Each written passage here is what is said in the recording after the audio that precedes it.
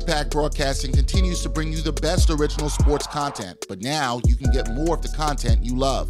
For as little as $3 a month, you can get access to bonus content, including behind-the-scenes footage and interviews from the Sports Walk, Sideline Stories, or the Ain't Hard to Tell podcast. All this exclusive content comes via Patreon. There are tiered levels of patronage, and each Backpack Broadcasting patron receives exclusive perks. Your support helps Backpack Broadcasting create more of the original content that you love. Visit Backpack Broadcasting's Patreon page and become a patron today.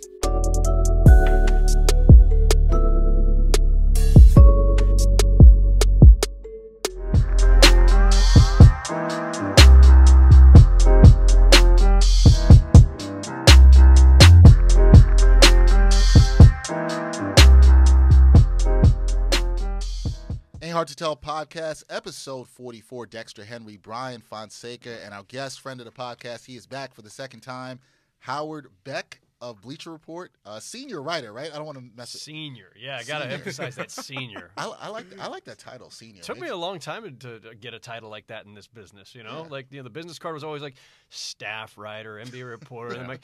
At certain points, like, come on, man, I'm old now. I deserve the senior title. I've been doing this for some I've been doing this a long time, and like you get to a certain age, and you think, you know what?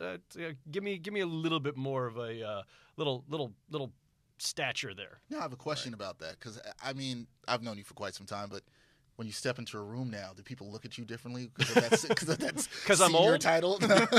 We're all getting old. They look at me differently because I'm old. Yeah. No, I don't think the senior in my title is giving me any special status. Okay. No, the only thing that's changed is that due to the incredible reach and popularity of Zach Lowe and him having popularized the "What Up Beck" phrase, What Up Beck? I get a lot of "What Up Becks" from random people, often people that I don't even know, and they just like if they do recognize me from having been on NBA TV or whatever. Right. I've gotten that in random places. Kobe should be getting credit for that, though. Right? He should, although, Kobe, created it in a moment, not realizing what he was creating. Did not realize it. Zach, in telling that story, made it a thing. Now it's become a much bigger thing. Yes, Zach has that power. Although Zach has amazing. I actually want to power. ask: do you get tired of that? Do you get tired of that at all? No, because a lot of people do it. If it happened too much, like I'm not well known enough or recognized enough for that to have gotten annoying or old. I find it charming and cool, and it's kind of fun, and I appreciate that people enjoy enough what I do, either with my own writing or when I'm on Zach's podcast. I appreciate the fact that there's this following out there that really kind of digs what we do, and that's kind of a way of showing that they're in that group, right? Like we know, like I know the low post heads basically out there by that greeting. So no, it's all fun. I remember when we put the first episode out that we did, a couple people also commented that. Even. So I guess we should say, "What up, Beck?" What up? If I have to start every conversation that way on the NBA for the rest of my career, I think I'll be okay. You're fine with that. You'll get tired of it, though. Well, Howard, there's been a lot that's been going on, a lot that has been up, if we should say. A lot up in the NBA. I guess the first thing I'll ask you, because this is going to be an NBA sort of preview season podcast, what did you make of this offseason? A lot of stuff, very interesting. A lot went on. What did you make of this offseason? My contrarian take is that it really was kind of ho-hum in a lot of ways. And I don't mean like it's no big deal that Kawhi got traded or that, LeBron James went to the Lakers. Those are big deals. However, I think what I mostly go into the offseason wondering each year is what's changing the dynamic? What's changing the balance of power? Did anything? And I don't think anything did. Like, DeMarcus Cousins, people went apoplectic about Cousins to the Warriors. Folks, I don't know if you've been paying attention, but the Warriors, lapped the field years ago. I know they did lose a title in the midst of that 4-year run. Mm-hmm. It was close. I know that the Rockets got them to a Game 7 and had a better record in the regular season last year, but the Rockets lost some key pieces. The Warriors were already way better than everyone else. They have one of the greatest lineups, possibly the greatest lineup in history, and 2 recent MVPs, blah, blah, blah, blah. We know the whole deal, 4 All-Stars. Why be mad at DeMarcus Getting an injured DeMarcus Cousins coming off of one of the most difficult, challenging injuries to come back from is not is not the thing that's tipping the scales at this point. Come on, folks. Like we may see him by March or April, maybe, and we may not see much of him, and he's not going to be the difference between the Warriors winning a third straight title or not. I don't. So that part, toss that one overboard. LeBron going to the Lakers is huge. It's huge for the Lakers, clearly. It's big for LeBron. It will eventually be something that might be really interesting once somebody else gets there, but nobody else has gone yet, right? Kawhi didn't join him. Paul George didn't join him. They've got some interesting pieces. They will be much better. They'll be a playoff team. They might even be a high playoff team. They're not the team that's taking out the defending champions. And then, in the East, things changed because Cleveland is now irrelevant. Sorry, Cleveland. Ooh, so you're not rocking with Tristan Thompson? I was going to say his predictions. He doesn't think so. I mean, you're trying to be good. You're trying to be nice there, Howard. I see. I get where he's coming from. Technically, Tristan Thompson is correct. They're the champions of the East until they're not. However, it's a ludicrous take, Tristan Thompson. Will they even make the playoffs? It's such an interesting question. Let's bookmark that and come back to it. Because we're going to touch that. We're going to touch that. But just to complete this thought, like, yes, a lot of really interesting stuff happened in the offseason, but nothing really changed to me the balance of power because the Warriors are still the best team in the West and maybe even by more than they were before, not because of Cousins, but because the Rockets, I think, stepped back a little bit. Right. The Thunder, the Jazz, there's some interesting teams, but I don't know that anybody's built to take down the Warriors. It's still the case where the Warriors will only be undone by injuries or their own boredom and lack of engagement. And then out East, Boston, Toronto, Philly were the teams we had an eye on anyway if LeBron was gone, and it's that same group. Yeah. It's a little different, and we'll see what Kawhi brings and whether or not he's fully healthy and fully engaged and invested in Toronto and all that stuff. But ultimately, I didn't feel like a new power was born somewhere or that one of the existing second-tier powers got that extra piece they needed to knock off the Warriors. Or would have been really interesting to me would have been if, Milwaukee got that second star to go with Giannis, or if the Pelicans got that second star, or, third, all due respect to Drew Holiday. But if the Pelicans got that other piece that they, I'm waiting for those teams that have great young players that are, all-stars or MVP candidate types like Anthony Davis and Giannis. I want those teams to get that other guy to elevate them to that next stage. That would be interesting.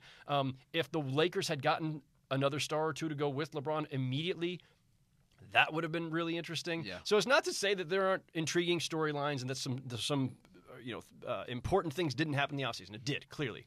But the overall picture of the NBA is largely unchanged. I will say this, though, about the East. I don't think they're going to be one of these top three teams we talk about, but I do think Washington's a little more interesting now just because they have Dwight Howard. Otto Porter's got another year under his belt, another year of Bradley Beal and John Wall. Although I feel like it can go the other way entirely. Drama. There could be drama. Yes, where it kind of just blows up. So I guess it's more interesting from a standpoint of being interesting as opposed to how it works out on the court. But I do think that's something to watch for them being maybe that potentially dangerous 4 seed if everything works out. One of my disappointments of the offseason, and this is easy for me to say because I'm not the guy. I'm not the one who has to deal with the consequences of making these bold moves.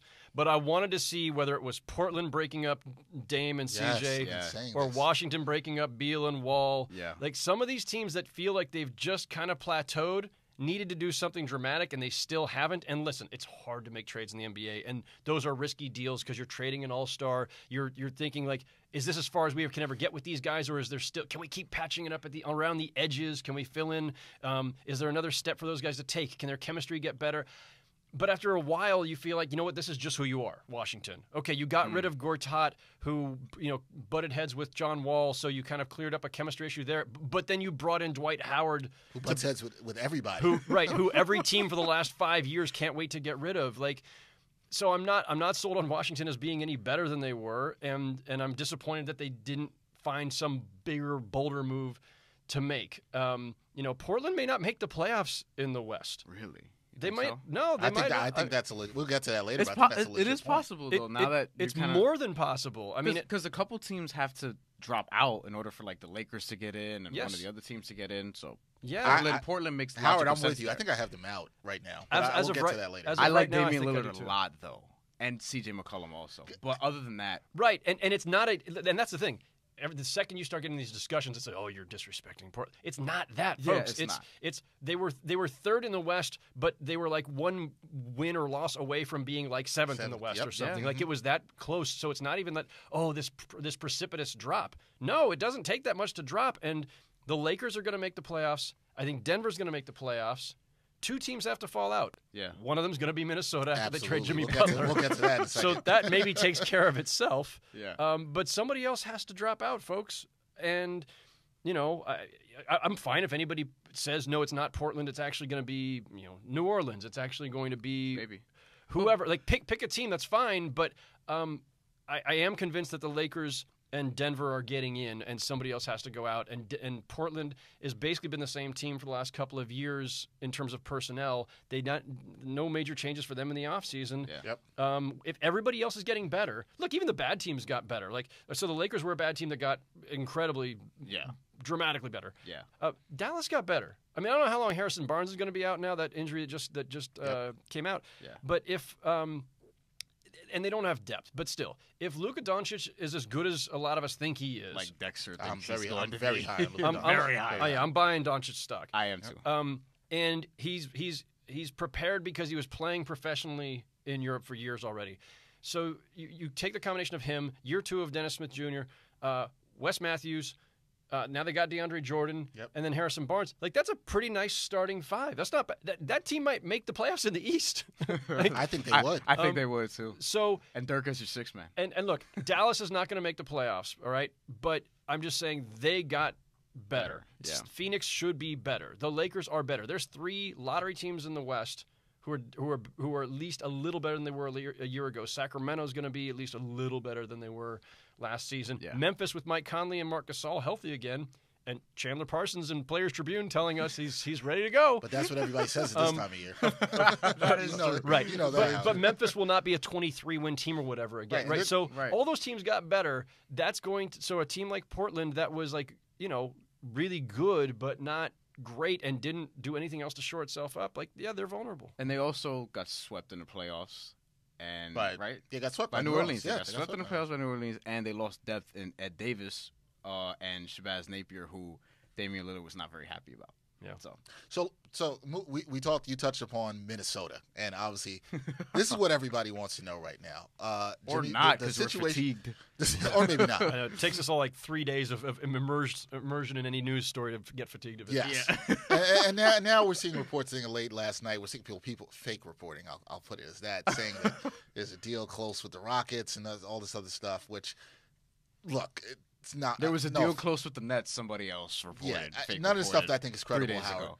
But how bad is the situation there in Minnesota right now? Because it seems like who's making decisions on the trade? Is it Glenn Taylor? Does Thibodeau have control? And where do you think Jimmy Butler will go?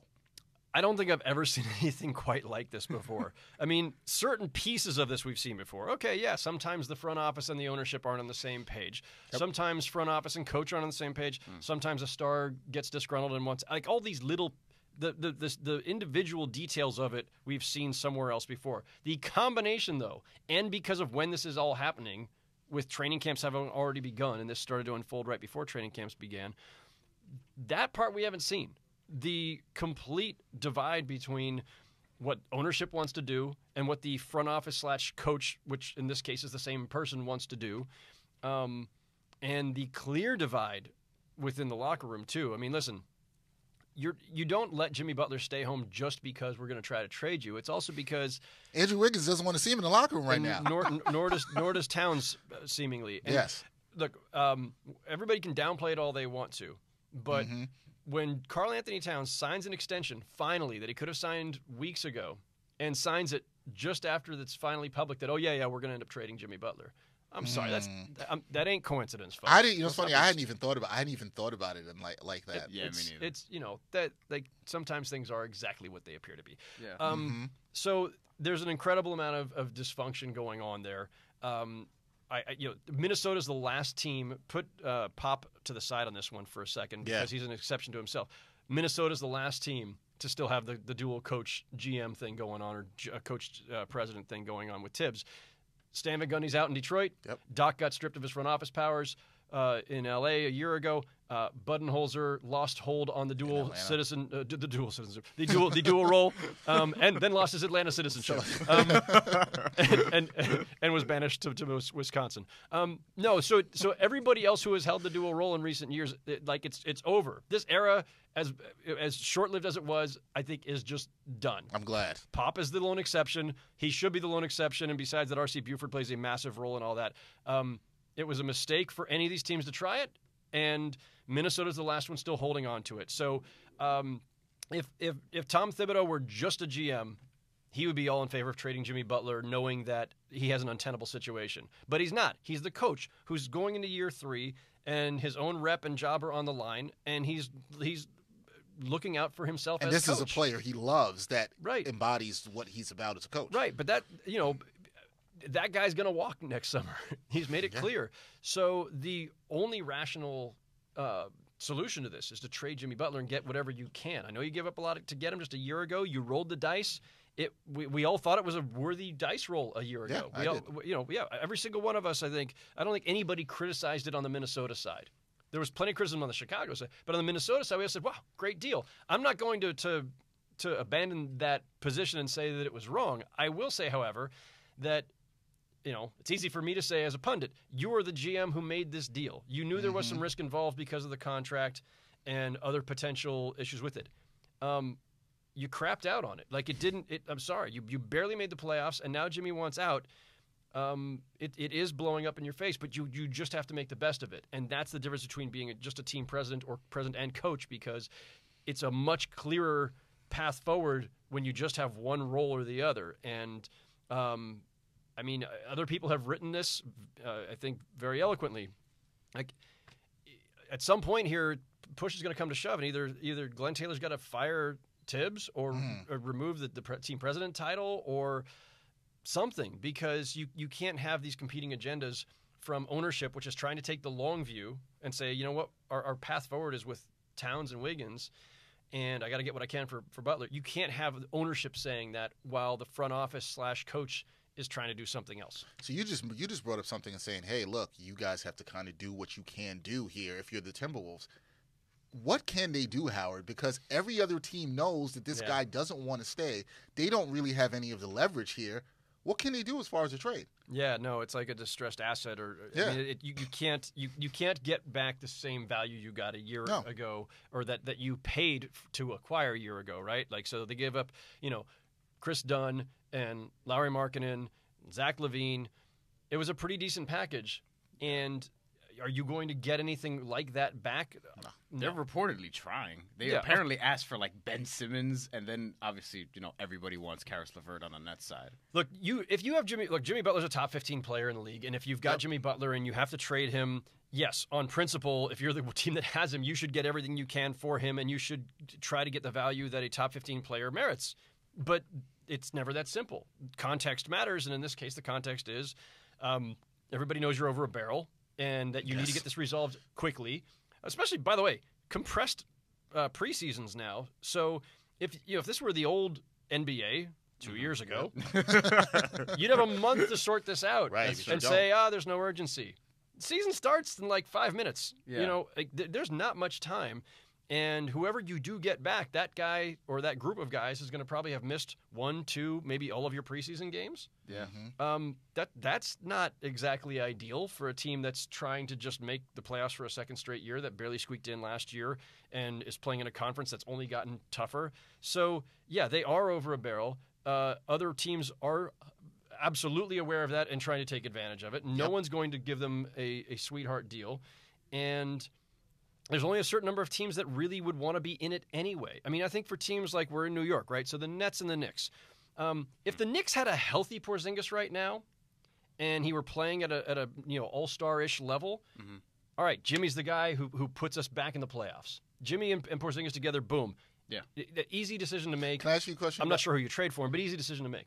And I had this conversation with Brian in terms of saying that with the Knicks. But is he the guy you want to pay max money? Well, see, that's the thing, right? No. So there's this whole other thing. Jimmy's age, the fact that he does seem to be a little bit of a difficult guy to incorporate for good reasons, by the way. Like, I admire the hell out of Jimmy in this regard. Like, he's all about the right stuff.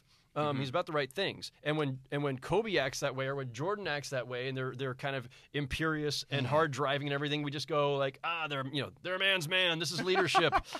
Jimmy Butler does it, and all of a sudden everybody's like, whoa, hey, slow down, guy. You're upsetting the youngins. Because he hasn't accomplished as much. I guess True. I guess that's Fair. why on their end of it. Not that I care. Yeah, no, but fair. But like, I just want to stipulate, Jimmy is about the right things, so Yes. I'm not going to hold that against him at I'm all. with you on that. Yep. But yeah, you do have to take into account though the tensions that were present in Chicago and Minnesota. It's only fair and reasonable to take that into consideration. His age, a little bit of his injury history, the fact that he's played a bazillion minutes. Thibodeau miles. over 15,000, I think, for his career so far. So those are And he things didn't that even matter. play that much the first 2 seasons. And by the way, I'm not saying it's a no-brainer that like the Knicks should trade for him if Porzingis were healthy. And by the way, Porzingis isn't healthy, so it's an irrelevant hypothetical. right. I'm just saying I could see if you have the one star, the young star, and he's the guy who's the veteran star to put you over the top, especially after years of not making the playoffs. Okay, maybe I see that. For the Nets, it doesn't make any sense to me because That's what I said. they're starting Agreed. at ground zero and they've got 70 whatever million in cap room next summer. Yeah. They've got a different plan. They can afford to it's nice to have the one star in hand to attract the others, but it's better if that guy's 26 instead of 30. Yep. Yeah. So there are a lot of teams like that around the NBA where it's just like it's not the right time. I'm not even sure it makes sense for Miami to get him, by the way. Miami right now is somewhere between can we all agree Miami's somewhere between 6th and 8th in the East? Oh, absolutely. Probably closer if to that, 8th, but yeah. yeah. Right. If that. Well, they were, but that's for the range they were in last year, right? we The were- bottom half of the playoff bracket. Yeah. If they get Jimmy Butler, they're still in the bottom half of the playoff bracket. Yep. Yeah. Because they'll have Yep. given up a couple of pieces, and they're not going to be Jimmy Butler plus whatever's still left in Miami is not going to be better than Milwaukee, is not going to be better than Indiana, is not going to probably be better than Washington Yep, don't unless even know Dwight the- really tears them down. Yeah. So what's the point of the exercise? You're in the exact same place you were. I think with Miami, and look at what you would have to give up, right? There's Bam Adebayo, who would probably have to be part of that deal, who actually looks like he can be good. I was Yep. very high on him coming out of Kentucky. Josh Richardson might have to be part of that deal. Would you have to include Hassan Whiteside because of the contract situation? They'd I have to think- take and back if- Cody. Well, I Day. think you want to because you want to get rid of him. You want to, but I You don't want think. him out of But there. here's the thing: I don't think Minnesota does that. But we were talking about this the other day, and I think Miami's sort of logic is that with Pat Riley, he's just an old dude who, like, every year he just wants to win, and we kind of see this all the time where he doesn't really want to take the time to develop draft picks. He kind of just wants to go after it every single year, talking about getting a whale and Kevin Durant and things of that nature. So I guess this might be a whale for them if they were to get involved. And then with the Nets, I don't think it makes any sense. Yeah, I'm with the glad Nets. Howard said that. I don't think it makes any sense for the Nets. We have a lot of Nets fans out there excited. They want this to happen, and Knicks fans And a too. lot I've of been Net hearing fans too. that don't also. Yeah, I don't think A it lot makes of any Knicks fans sense. that don't do you also. do you see a team that this makes sense for? Because we kind of went through some teams. That's but true. Is Yeah. there a team that this makes sense for, Howard? I mean, I'm going to go back to something I alluded to like 10 minutes ago, and I'm not saying that either of these teams necessarily have the goods to do it, although, frankly, again, it's a distressed situation, so maybe he'll go for pennies on the dollar or at least for less than we think. But the two teams that I think make the most sense just conceptually, forget the trade ESPN trade machine, forget whether to stop going to your salary sheets as I say this and whether they have the assets. Conceptually, the two teams that make sense to me are Milwaukee and New Orleans. The two teams that have these MVP, knocking on the door MVP candidates in Giannis and Anthony Davis, who have kind of maxed out a little bit with what they have, who have a difficult path forward in trying to. These are not destination cities. These are not places where the top free agents are going to go. Right. You have to make trades to get other guys in. You're capped out. Like Jimmy Butler and Giannis would be really good. Yes, I Jimmy like Butler with Drew Holiday and Anthony Davis would be really good. And so this is where you get to the part. Well, how do you do it? I don't know. Like, I'm not saying I've got the trade to make right now. I'm just saying if you ask me where I would like to see him or where he actually makes sense, because that's the thing.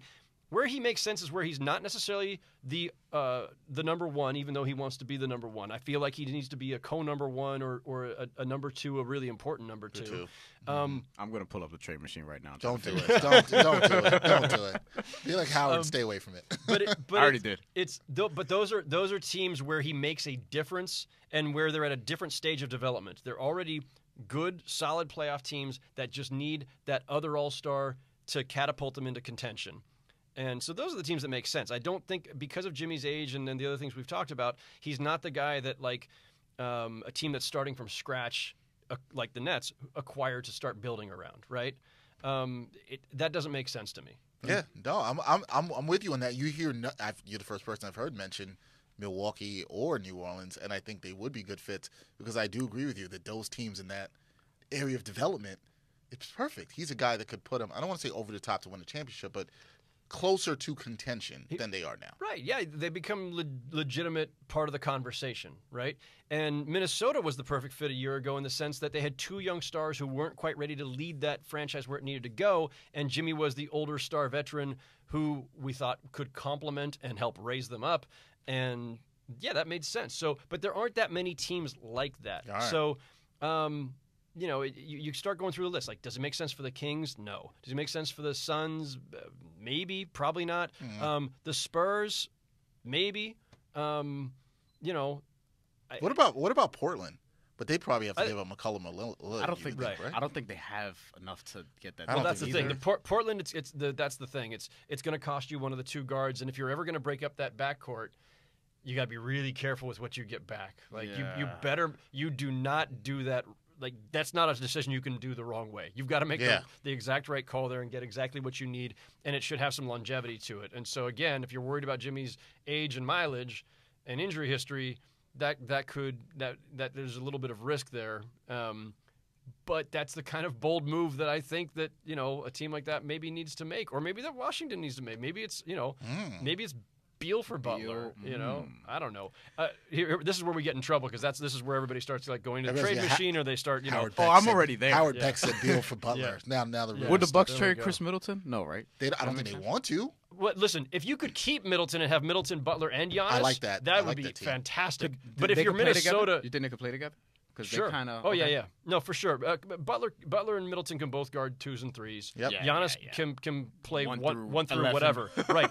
If there were 17 spots on an NBA lineup, Giannis would play all of them at the same time.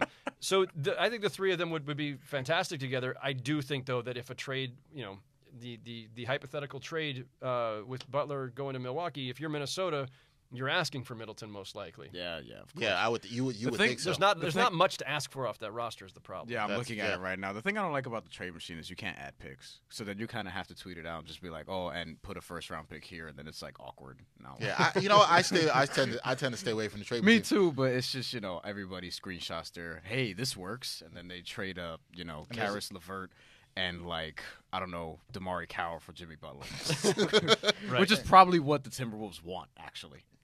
But yeah, who knows? All right, we're gonna take a quick break. When we come back, we're gonna talk to Howard a little bit about who he thinks is gonna make the playoffs in each conference. Get his thoughts on what he thinks the Lakers could do this year and the Warriors. More of that coming back on the Ain't Hard to Tell podcast. It ain't hard to tell where to get the latest merchandise from Backpack Broadcasting. Gear is now available via TeePublic. Visit the Backpack Broadcasting TeePublic online store to get shirts, hoodies, mugs, and phone cases. Represent your favorite Backpack Broadcasting shows, including the Sports Walk, Sideline Stories, and of course, the Ain't Hard to Tell podcast. Check out the special offers for our podcast listeners at http://t.pub/lic/backpack. Get in the game with your official Backpack Broadcasting gear today. Welcome back to Ain't Hard to Tell podcast. Dexter, Henry, Bryan, Fonseca, and our guest, back, friend of the podcast, senior, I'm making sure I say the title right this time. Oh, yeah, we established that in the first segment. The senior NBA writer of Bleacher Report. It is the great Howard Beck. He is back with us. He seems uncomfortable with the word great. Also the overemphasis on senior citizen is what I'm getting used to. So, wow. Man. See, that doesn't make me look forward to anything at all whatsoever. I already have certain people younger than me, like Bryan, call me old, and that's a whole nother thing. I don't call you old. I just say things that make you feel old. That's true. Because we'll go back at things and be like, yo, I was 6 when that happened, and he'll be like, I was like, damn, I was starting college. I was 18. Thanks. Yeah. So that's that. I'm sure you experienced a lot of that. I've told this story before that when I was covering the Lakers when Derek Harper played one season there, the lockout season, and at that time Harp was like the old head of the Laker locker room, and I think he was maybe 34, 35 or something. Wait, Derek Harper or Ron Harper? Derek Harper. Oh my man. Ron Harper got there later, but Derek Harper Yes. was there for the lockout season. And Oh, so, wow. great dude. One of the favorite guys I ever covered. Derek Harper, great guy. But he was the old guy in the locker room, and I was just younger enough than Derek Harper to when I would walk up to him in the locker room and say, "What's up, old man?" And I thought that was really funny. And Harp having a good sense of humor and being a good guy, he just rolled with it. He wasn't he wasn't going to snap back or anything. He was cool with it. And then sometime years later, I realized I had gotten well past the point where I was calling him old man, and I have since lapped that by a ton. And so I feel like now that puts everything in perspective. Yeah. Sorry, Harp. My bad. For you. All right, so it's episode 44. We always like to pick a number for an athlete. What episode? I pretty much know who I know it is. who you're gonna pick. All right, but we're gonna give it to Howard. You have to pick one great. No, we always like to ask our guests. We have one great athlete All number right. who should represent 44. Who are you picking? I'm gonna throw some names at you. Not all of them are equal, and you'll know why right away. They are not all equal. So we're gonna start the bidding with Sean Bradley. You can't say Sean Bradley without laughing. No, You could have can't. the preface for this conversation could have been anything, and we're gonna start with Sean Bradley. We would have all laughed. That's I so agree. true. That's why Joe Budden was mad that Jay-Z compared him to Sean Bradley in that diss record. Yes. Reggie Jackson, Mr. October, not the basketball Not a player, bad Reggie Jackson. George Gervin, Oh, that's a good one. Chuck Hayes, my favorite free throw routine of all time. Mm-hmm. You remember that one? I do. Yeah, with the hitch. Rick Mahorn, Jerry West, Jason Bay. I just did that to mess with Dexter. Probably the worst Mets signing ever. And Hank Aaron. That's who I think you're gonna pick. Oh, you're wrong. You were actually wrong. Really? You're wrong on that. Really? List. You thought I was going to pick Hank Aaron. No, Yeah. I'm actually not going to pick Hank Aaron. Okay, so you're going with George Gervin? No. Jerry West. Really? Yeah. Because the logo. No, Jerry West was a bad man in his day. So was Hank Aaron. So I'm not saying that, but I'm going basketball over baseball. I'm a basketball guy, so I'm going to go with Jerry. Basketball podcast, right? Yeah, well, we do other stuff. Well, but yeah. Kind of. But this podcast is based on basketball. Yeah. So you kind of have to go with the basketball guy. How are you going to have Howard Beck up here on a basketball podcast? I don't know. Maybe and not you're go with a the basketball person. Maybe you're a big Hank Aaron fan. I don't know. Howard, we're leaving it up to you. What do you think? Pressure's on. No, that is a lot of pressure. Also, I'd never want the logo mad at me because he's one of the few people who I'm actually scared of. Jerry West is an intimidating presence. Jerry West can listen to this podcast, So and Howard sees him at some event, like an All-Star game, and he's like, "Howard, 44, and you didn't pick me." Before Seriously? before I would have said he'll never listen to this, but at the way we're moving, You never know. You never know. You never know. So I take it that you're with Jerry West. With Jerry West out of is fear and tempting. respect.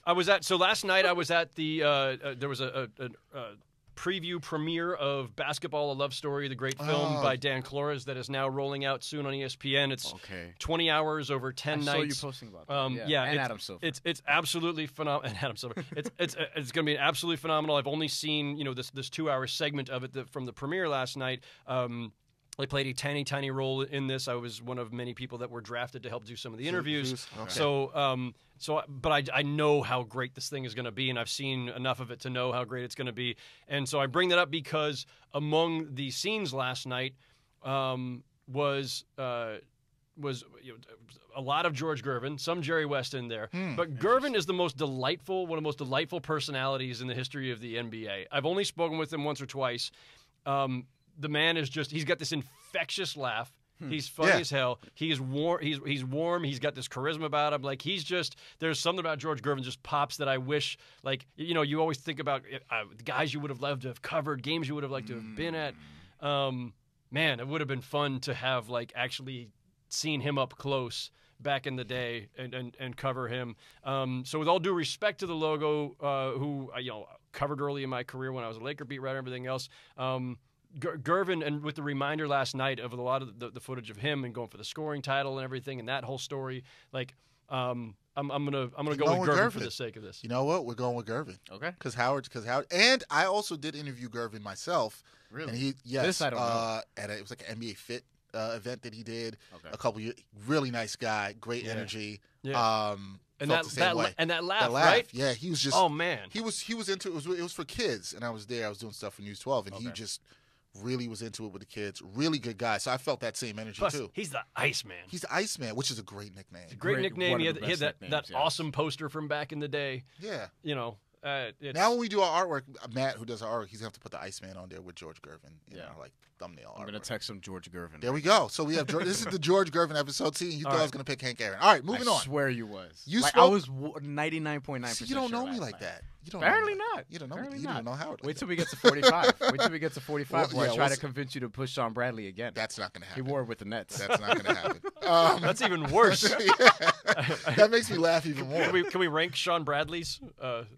No, let's not waste. Yeah, he's time. like, let's not waste time. Oh, because you know I'll do it. Yes, you will. You spoke about Jerry West and the Lakers, Howard. We talked a little bit about the Lakers before. Obviously, LeBron going there. It's kind of ho-hum. People kind of expected that in a way. But LeBron is there now, and they don't have another star, and it's a very interesting group of guys on this roster. What do you think they can do this season? Like, what do you see the ceiling of the Lakers being this season? I think the ceiling is top 4 in the West, but I also don't expect them to get there. I think they're more like somewhere in that 5th, 6th range. High 40 win total. I think 50 would probably be pushing it. And here's the thing, like basic rule of thumb in the NBA, like you never get bet against the Spurs, you never bet against LeBron. If LeBron James is on your team, you're making the playoffs. That's just automatic. Yep. I know he's in the West now. I know the West is really tough. I know they got kind of a weird roster, kind of. But he's LeBron freaking James. The guy's still playing at an MVP level. Yep. And that counts for a ton, and you can never underestimate the impact that has on all the guys around him. And that, when you have a guy like him, you could look at the rest of that roster and go, I don't understand. Does this make sense? Like Rondo and Lonzo and Beasley and McGee and Lance and what? I don't understand how this all fit. Guess what? When you have LeBron, stuff makes a lot more sense, and we won't know it until we actually see it unfold on the court.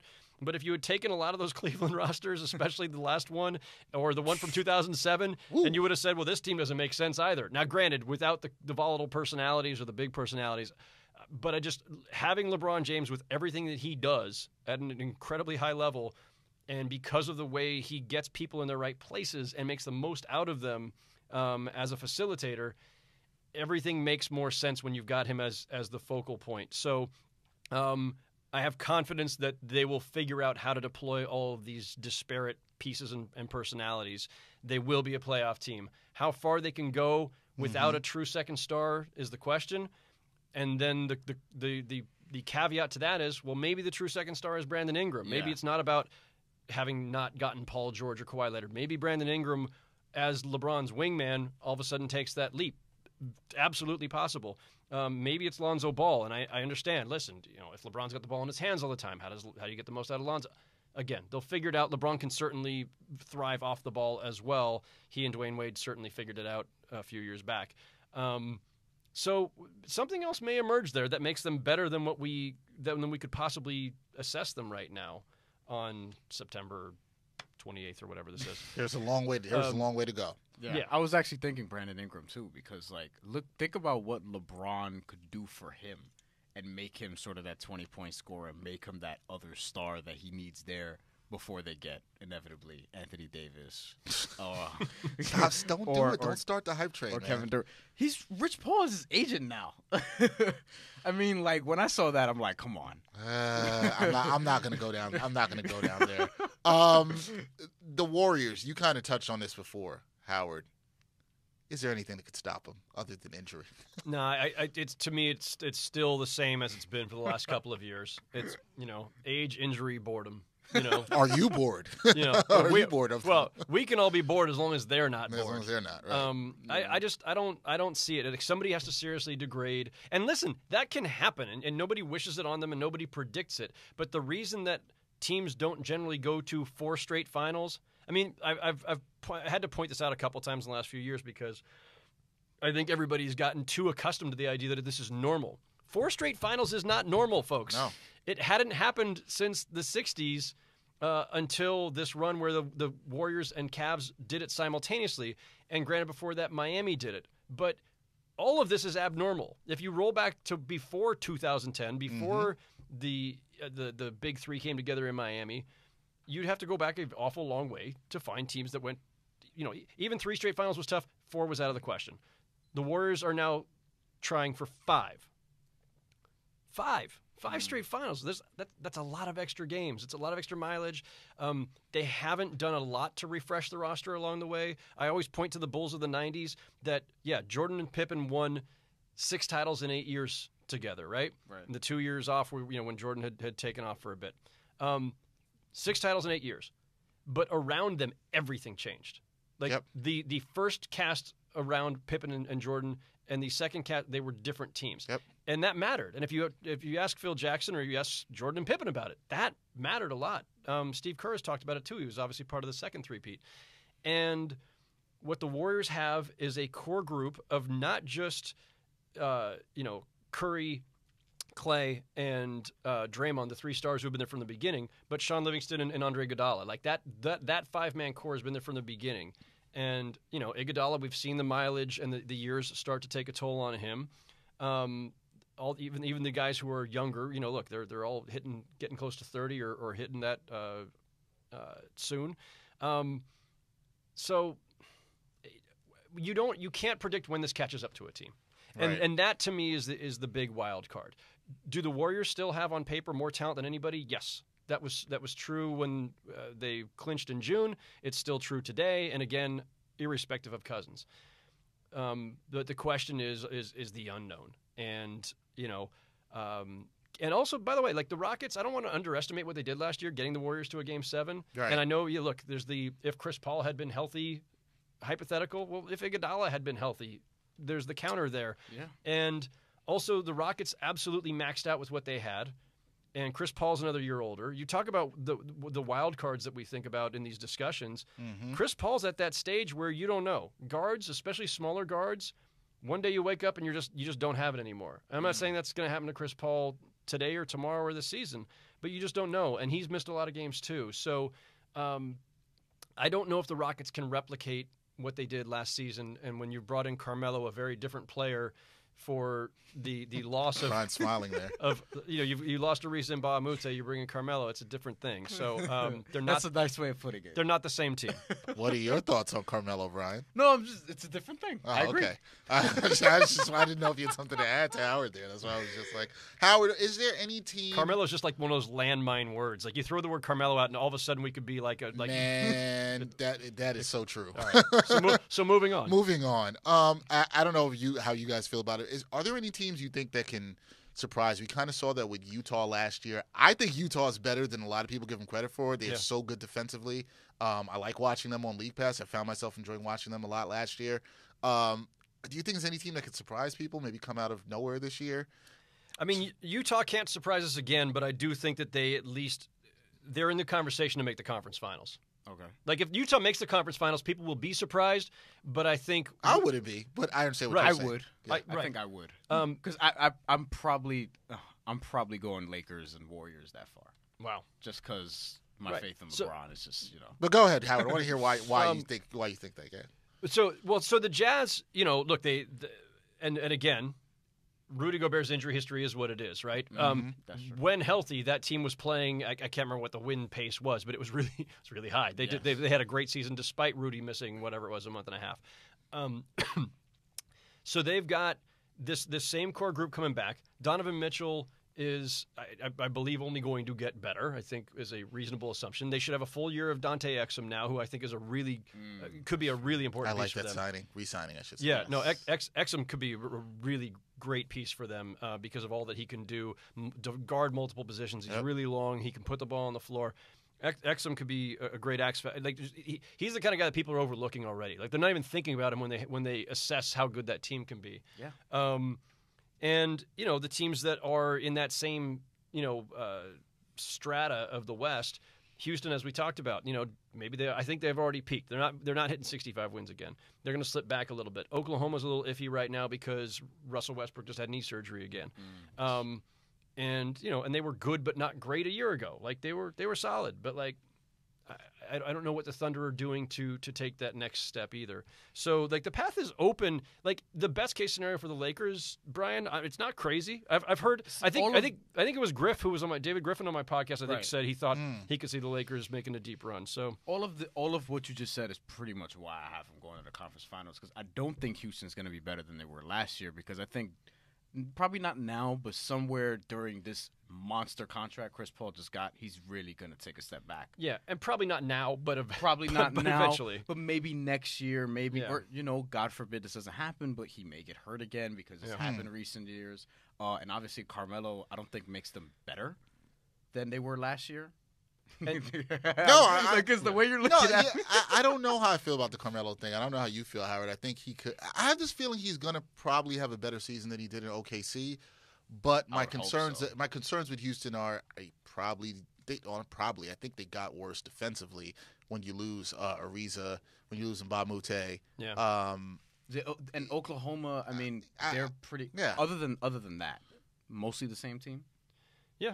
With Schroeder swapping for Melo. Right, and the Schroeder sign or acquisition all of a sudden becomes that much more important now that Westbrook is like recovering from knee surgery, right? Yeah. All of a sudden, like, oh wow, that before you were thinking it was a nice pickup, now it's like now he might be essential for a bit. And that's the thing with Westbrook is that at some point he's another one. He can't play that same. No. This year he'll probably be okay, but he can't play this same way for another 2, 3, 4, 5 years. It was my fear with Derrick Rose long ago, and he ended up evaporating faster than Russell Westbrook. Yeah, that's true. So yeah, Howard. With all that being said, let's get to I know you probably have some playoff teams. Who do you think's gonna? Let's start with the Western Conference first because we talked about how tough that is. Yeah. Who's in? Who's out? You give me your 8 that's in. Who do you think's in for the Western Conference? I'm going to stick with the list that I made when for my podcast with Ben Golliver. Staying true to your word. Not flip flopping. I'm not going to veer, and nothing has really changed. Like the Jimmy Butler situation is what it is, but I already had Minnesota out anyway, even before that cropped up. So more or less in this order: Warriors, Rockets, Jazz, Thunder. That's the top 4. Top 4. Okay. And then I go Pelicans, Lakers, Spurs, Nuggets. And so just missing, or just on the other side of that line, the teams that are in contention but gonna just miss, that would leave Minnesota and Portland. I don't feel great about that with Portland in particular. I feel like there's still a chance they make it, and maybe somebody underachieves. Maybe Denver doesn't make that next step that we were expecting them to take, but they were right there. Obviously, it went down to the last night of the season. Yep. But I think Denver's in.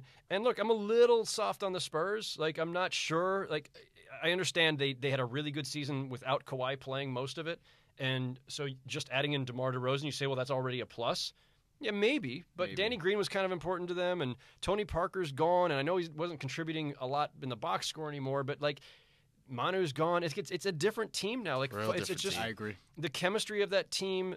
And again, it's the Spurs. As I said earlier in the podcast, never bet against the Spurs. Like, never count out any team that pops. Yeah, I'm coaching. scared to bet against them. Yeah, like the Patriots. But I'm just saying, like, right now I've got them like 7th-ish in the West. But you're not solid strong on that. I wouldn't put money on them making the playoffs just because there's enough change there that I don't think we really know truly who they are right now.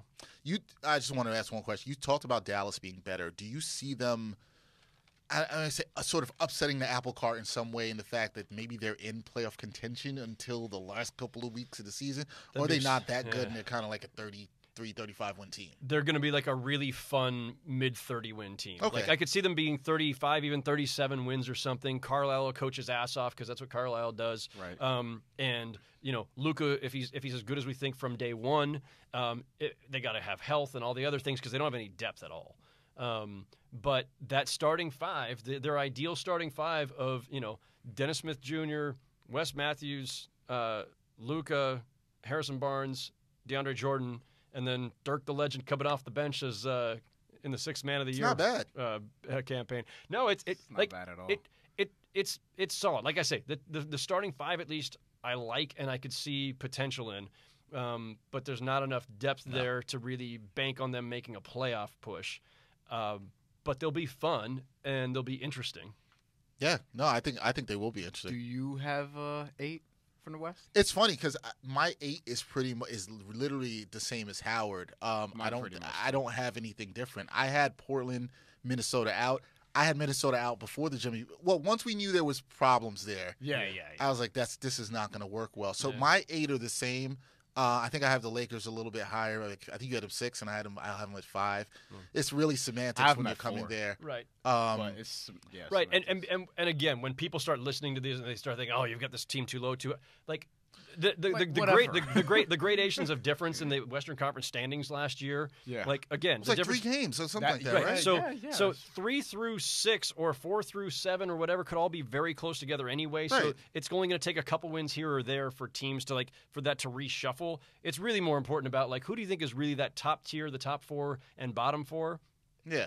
And I think we agree. I think seems like we all agree on that top 4. And I'm very high in Utah, as you are, in that I wouldn't shock me if Utah made it to the conference finals. I would not be surprised with them because I just think they've been. I think Quinn Snyder's done a tremendous job. They've been trending in the right direction the last couple of years. And I get it. Nobody really wants to probably watch Utah play on League Pass, but I enjoy. Well, they will now because Donovan Mitchell's actually. Yeah, I enjoy watching him play. He's a blast to watch, and plus, that team, if you like a certain brand of basketball where the ball moves and guys just make smart cuts and smart passes and whatever, that team's a lot of fun in that regard. And it's not just Donovan Mitchell; it's Joe Ingles, who's a very good role player. Yeah, and Dante Exum's going to be part of that mix now. Again, they just have good, solid basketball players who work really well together. And one guy who's a great offensive engine in Mitchell, and one guy who's a phenomenal defensive anchor in Gobert. It's that's one of those teams that suffers from being called the Utah Jazz. That's true. If you took that roster and put it in New York, Knicks fans would be going nuts about how awesome they were, and everybody else would be like, I agree. Sometimes this is about perception and where you play and market and all that stuff. Yeah, no, I agree with that. There's nothing dull about the Jazz. Then in the East, I mean, there's pretty much the same 6. I feel like there's 6 givens, right? Mm-hmm. So you have Boston, you have Toronto, you have Philly, who we mentioned. I feel like Milwaukee's a given. I think everyone thinks Indiana's going to go back there. And then Washington, I guess, is also a given. I think those are your locks. Given on the talent alone, but then that's where it gets interesting. Or does it? Or is it really interesting? But you know what I mean? You pretty much have the rest of the 9, probably 8, because Atlanta is going to be bad this year. I think Atlanta's going to be very bad. But other than that, you have 2 spots left for, Miami, Detroit, Brooklyn, maybe the Knicks if Kevin Knox. No, that's not going to happen. I'm trying to hype you up. You're not going to get that out of me. Before we get to that in your 8, you spent some time recently in Boston, and I think a lot of people of Boston is the favorites in this conference. How good do you think they can be? Are they in that? Are we talking about 65 wins, Howard? Is that realistic for the Celtics fans out there? I try to be all about nuance and not getting carried away, but I'm so all in on the Celtics. I do think they're a 65-win team. Okay. And that's given health, right? Gordon Hayward has to be Gordon Hayward again. He just missed an entire year, so that's a bit of an asterisk there, a caveat we got to see. Kyrie's coming back from knee surgery, but of what I saw of a couple of training camp practices, Kyrie looks phenomenal. So I'm not worried about him at all. I mean, they got to stay healthy, right? Yeah. But you expect Kyrie, Gordon Hayward, and Al Horford, these 3 all-stars who are perennial stars, we already know who they are. If they just are the same, and Jason Tatum played like a star last season, and he's only getting better, and Jaylen Brown is only getting better, and Terry Rozier was fantastic filling in for Kyrie that last couple of months, and now he's going to be in this super sub role. You got Marcus Smart coming off the bench, Marcus Morris coming off the bench. The Celtics 1 through 10 are as good as anyone, and just in terms of depth. I'm not saying that makes them as good as the Warriors when you talk about their 1 through 4, although it's tempting to look at it that way right now. It is. Yeah. The Celtics have phenomenal talent and depth, a nice mix of vets and youth, a phenomenal coach. The momentum of having been to a Game 7 against LeBron last year without their arguably 2 best players, I feel like it's hard to overestimate them right now. It's hard to overstate how good they should be. And the only thing, the caveats going to that, aside from health, there's a chemistry thing there, right? You got to reshuffle the minutes and okay, if you've got all these stars and guys who are on the verge of stardom, can you keep everyone happy? But they've got a pretty good vibe there. I feel like that team genuinely likes each other, pulls together, is pulling in the right direction. I don't see, once you get to a couple years in with young stars, that's when the individual agendas can start to grind against each other.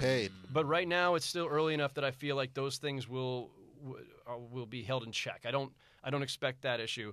And then you're looking at Philly, which maybe took a step back because they lost 2 key shooters off the bench and didn't really replace them. And Toronto, look, they won 59 games, best in the East, and swapped out DeMar DeRozan for Kawhi Leonard, who is better than DeMar DeRozan when both guys are healthy. But again, we didn't see Kawhi for most of last season. We don't really know what kind of shape he's in, whether he's still himself, whether he's truly engaged and invested.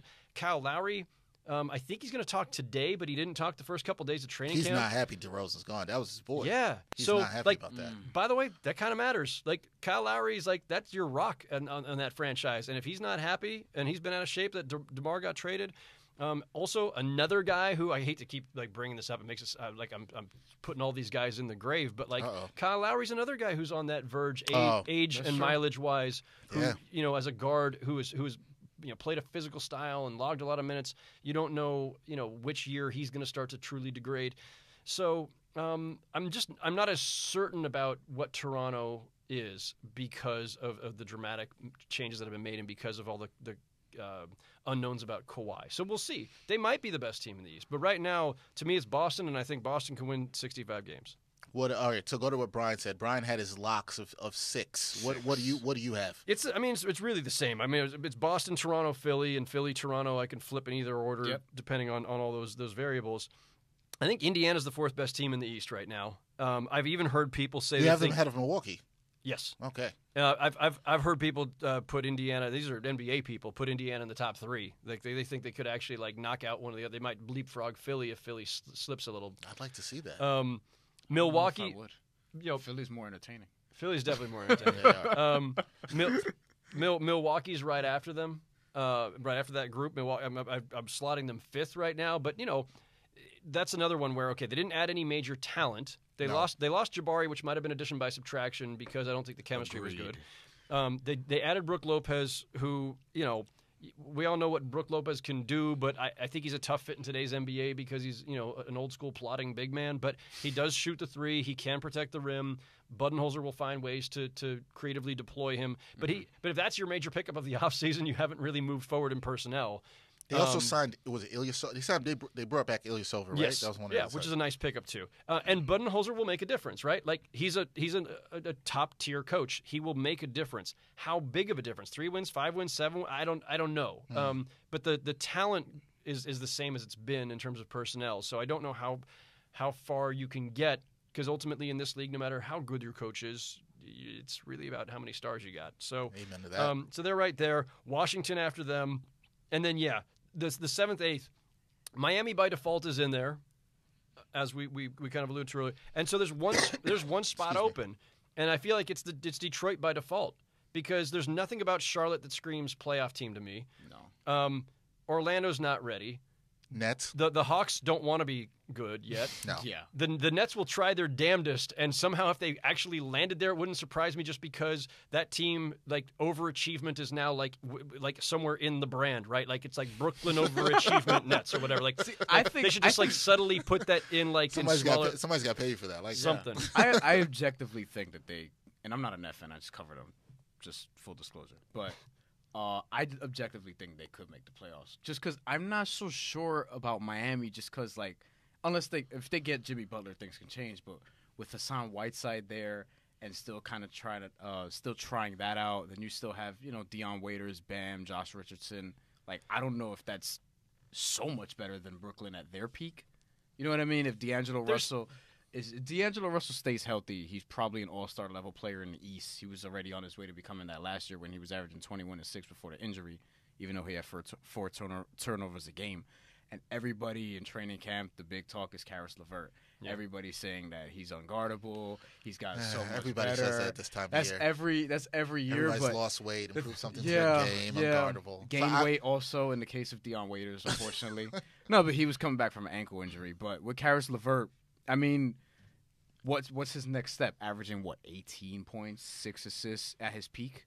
Is that something he could reach this year? Because he's 24. I don't know, but I guess we'd have to ask how is that enough to, if that happened, is that enough that makes Brooklyn interesting in the conversation for the last 2 playoff spots in the East? Is that race even interesting? At the end of the year, when you put on League Pass, are you going to want to watch that Detroit-Charlotte battle? It is if it's a young team, though. Orlando. That's the thing. With Brooklyn, it could be interesting. If the Knicks were somehow to overachieve to that level, I feel like it can be interesting.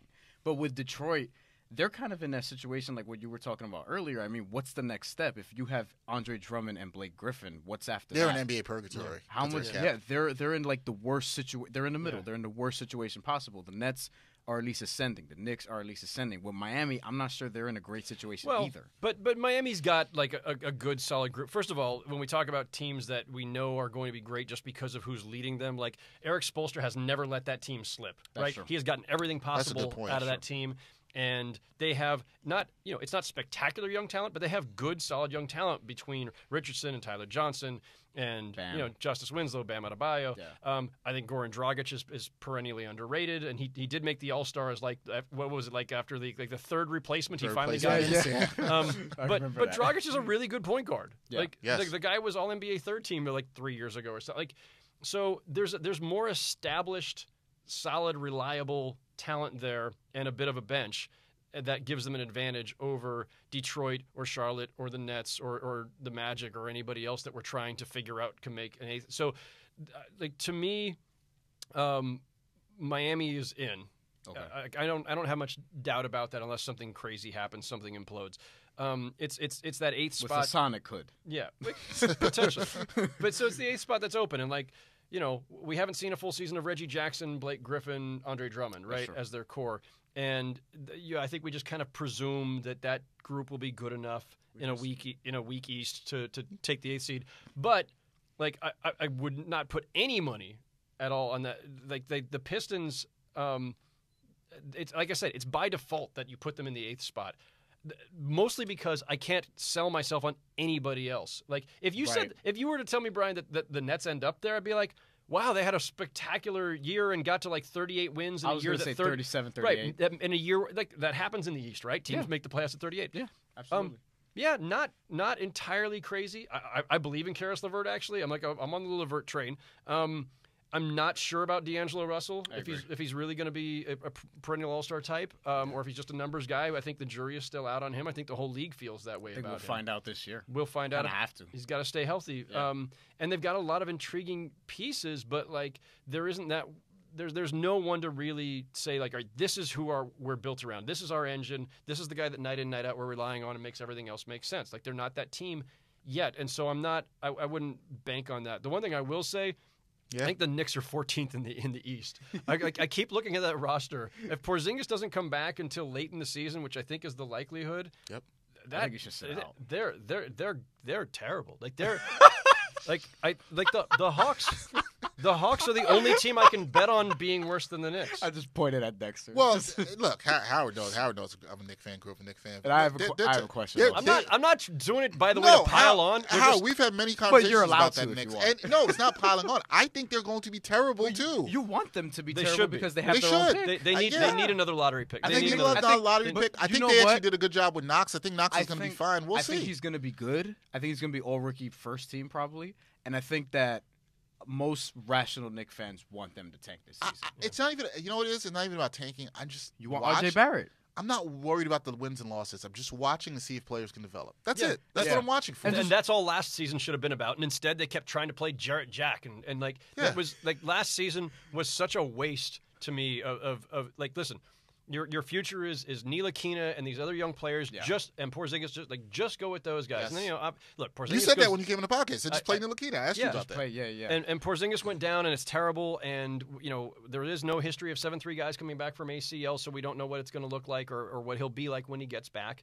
And so we'll see. But as we sit here on the verge of October, trying to figure out who the Knicks are as the season starts, you have to assume no Porzingis for the foreseeable future. And if that being the case, there's no one on that roster you point to and say, okay, this is what's getting them to, 30 wins or something. I don't see it. I don't see it It's either. a really bad roster right now with promise, right? Like I don't want to like that's not to dismiss Ntilikina's development or what Knox could become or anyone else. It's more to say that as they are right now, and we all know this, like It's very rare for a rookie, and this is the worst time to be saying this statement, but it's historically true. Just wasn't true last year. It's really rare for a rookie to come in and lead a team to the playoffs. Yes, right. Coming after Donovan Mitchell, right? Except for Donovan Mitchell and Ben Simmons and Jason Tatum. But other than that, it never happened. No, but like if you were to start before last season, like that was an axiom that was true with the NBA. Yep. Very, very rare. We happened to have a year where 3 guys on 3 different teams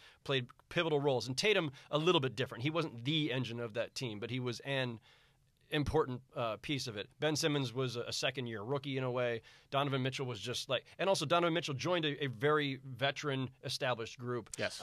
So while those were all unexpected, and while those guys kind of counter that axiom, the axiom in general historically has held that in the modern NBA, when guys are coming in at 19 years old and one and dones, they're not ready to lead you anywhere.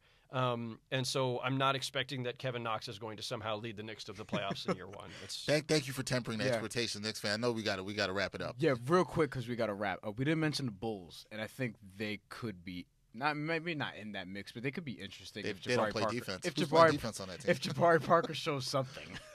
So go ahead, Howard. When Golliver and I talked about this on my podcast, I actually made the case for why Chicago could be this like fun surprise team because there's just enough talent there. Like when Chris Dunn was healthy last year, he was really, really good. Yeah. And we know what Zach LaVine can be when he's healthy. And Lauri Markkanen has been great so far and showing a ton of promise. And they've added Jabari into this mix, and they got Wendell Carter Jr. Who I liked.